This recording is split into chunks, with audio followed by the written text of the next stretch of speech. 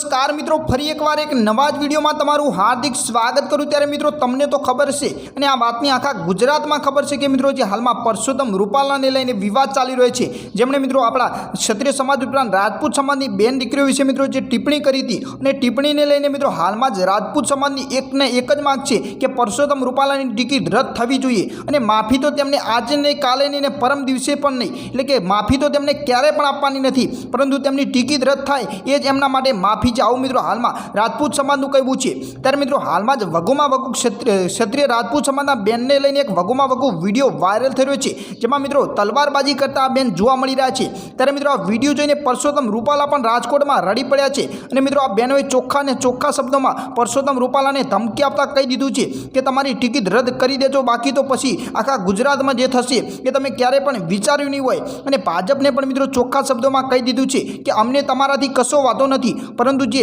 આ પરસોત્તમ રૂપાલાથી અમને વાંધો છે। આવું મિત્રો રાજપૂત સમાજની ફક્ત ને ફક્ત એક જ માંગણી છે કે તેમણે જે અમારા પરસોત્તમ રૂપાલાએ જે અમારી બેન દીકરીઓ વિશે વિભદ્ર ટિપ્પણી કરી છે, અમને એનો વાંધો છે, બાકી અમને ભાજપનો કશો જ વાંધો નથી, અમે ભાજપની સંગાતે જ છીએ, પરંતુ પરસોત્તમ રૂપાલાની ટિકિટ સમય સંજોગે એટલે કે હાલમાં ટિકિટ રદ કરી દેજો। બાકી મિત્રો આપણે તમને એ વિડીયો બતાવી દઈએ જેમાં મિત્રો આ બેન હાલમાં તલવારબાજી કરતા જોવા મળ્યા છે અને તલવાર લઈને રોડ પર નીકળી ગયા છે। ત્યારે મિત્રો આ વિડીયો બતાવું એ પહેલાં વિડીયોને લાઇક, શેર અને કમેન્ટ કરી ચેનલ પર નવા હો તો ચેનલને સબસ્ક્રાઇબ કરી દેજો।